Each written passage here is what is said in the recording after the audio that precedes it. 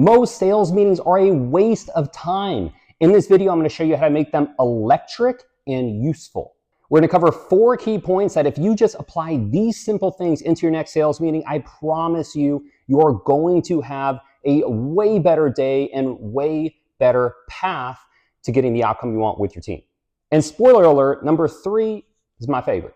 Number 1, you gotta have great energy from the start, right? So you need to start with wins. You need to figure out, go around the room, who had a win from yesterday, and do not let your team tell you, I don't know, I didn't have a win yesterday. If you can't identify what's happening in a workflow, let me give you an example. If you're in sales and you think closing deals is the big outcome that you're looking for, you're going to lose every day because you might close 1, maybe 3 deals a day, depending on your volume and what you're selling.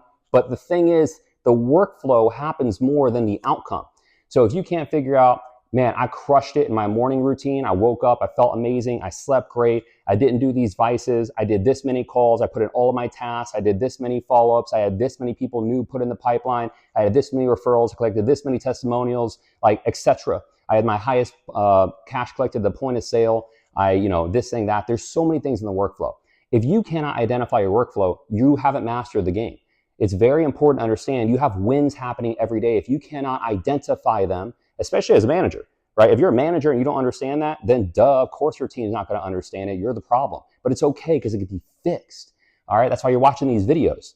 So it's super important to make sure that you help your team understand workflows, to fall in love with the process so the process will be good to them. If you do that, you're going to start to realize that everybody shows up knowing that they're winning because they understand the actual workflow. And yes, parts of the workflow aren't as favorable, but that becomes the coaching point, right? What part of your workflow isn't as favorable to you? Now you can have intentional coaching as a sales manager and not just going in and saying, all right, guys, we're all going to work on objection handling today because that's what good sales managers do. We do role plays with our team.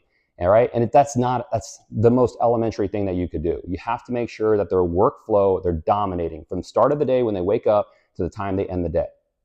Number 2, teach one core skill lesson. It's so important to understand that sales is a matter of identity, not just do you know all the cool words. Now, granted, you guys watch these videos. Look, all I've done is sales. I dropped out of college and I started in sales, and this is literally all I've done since I was 17 years old. At the time making this video, I'm 34. You can do the math. This is all I've done. So of course I'm freaking good at it because I spent a long time doing it. All right.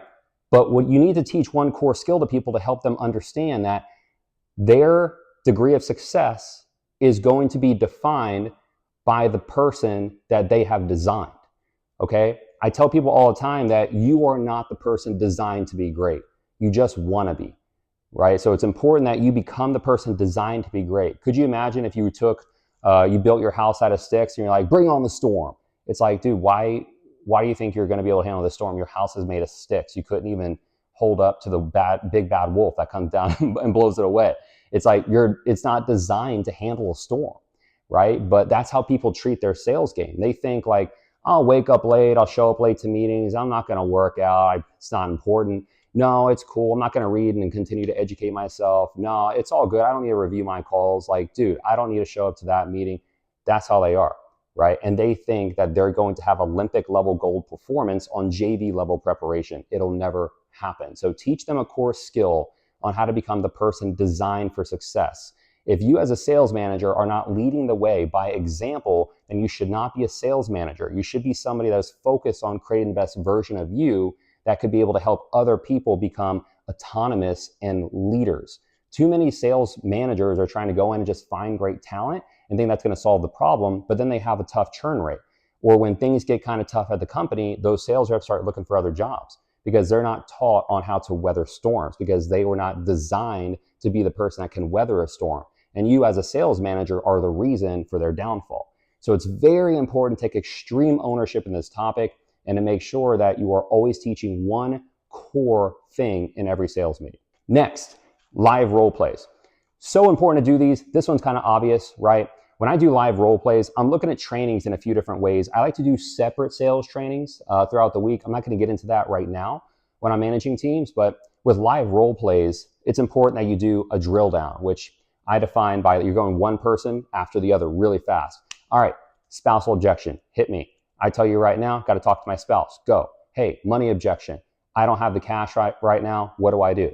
Right? So you're going through and you're doing really rapid fire based role plays because you want to see, do they have a reflex? Or when you're in a boxing match, or if you've watched boxing or any fighting sport, you're going to notice that if somebody throws a punch or a right hook, that person doesn't stand there and say, hold on, what am I supposed to do here? Get out a book and be like, oh my God, I'm supposed to dodge that. I'm supposed to duck. Like, they would get absolutely annihilated, right? So you're doing drill downs because you want to see what's the reflex of the sales rep. Not do they know the information, because just because you know a football play by heart doesn't mean that you could actually perform it well in an actual drill. It definitely doesn't mean you're going to perform it well if you practice on a prospect. So it's extremely important to make sure that you are doing drill downs with your teams for the role plays, because it gets everyone fired up, and they're not going to want to be the slow person on the team. When they see the killers are constantly dominating it, they're going to want to practice to make sure they show up as the person that deserves the next opportunity. Number 4, you have to end with clear targets. I see this all the time where sales managers are just rah-rah. They're like, we're gonna do it, close deals, right? Which is cool. You gotta have energy. We talked about that at the beginning of this video, but you need to have clear targets. If you're running into a black hole, eventually at some point, people are gonna feel like there's nowhere to go, right? Or if you're sprinting and you're an incredibly amazing team, but you have no end target, you're gonna run off a cliff, right? Eventually people are gonna burn out. That's running off the cliff resembles. So it's important to make sure that you have clear targets. I like to have quotas, goals, and stretch goals. My quotas are going to be defined by, obviously the company should have those set up, and you as a sales manager should be reverse engineering how many team members you need on the team to hit that based off of show rate, close rate, cash collected at the point of sale. And then you got to cross-reference that to marketing. Do we have really healthy marketing? If we don't, what types of people do we need on the team in order to prospect our own deals to be able to hit that actual number? I'll do a different video on how to set up, how to back your numbers out as a sales manager, how to hire people. Just hit the bell on this video, subscribe to the channel if you want to make sure you don't miss these videos coming out. But anyway, so the whole point of clear targets is to make sure that the team knows exactly what has to be done today, and they know what levers are going to be pulled. You're going to call that play as a sales manager, a lever being pulled. I'll do other videos on that. But it's important to make sure you can strategize how to close the gap, right? If your team gives you projections, you know that your quota is this for the day, and the projections don't meet the quota, you now have what's called a gap, and then you have to figure out how do you close that gap. So it's either the team has to do something on their side to get creative, which is mean like referrals, can we collect more, who can pull more from their pipeline, and you as a sales manager might want to do something else, like maybe it's a text blast, an email blast, maybe you're calling some of their old deals to try to push them across the line, do a takeover, what we call TO. There's a lot of ways to handle that situation and close the gap. What's important, though, is to make sure that the team just knows where the finish line is.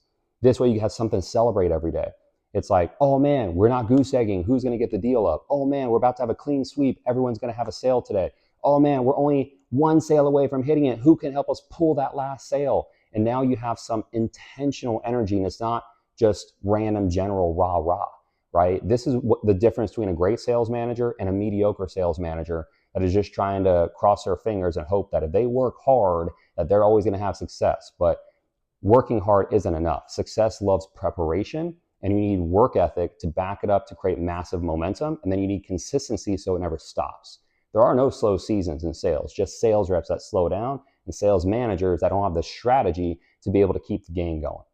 So that's all I got for you today. Hope that was super helpful. And again, if it was, drop in the comments, man, what you biggest takeaway was, right? Or other videos you want me to make. Again, hit the bell, subscribe. You want to see future videos coming out.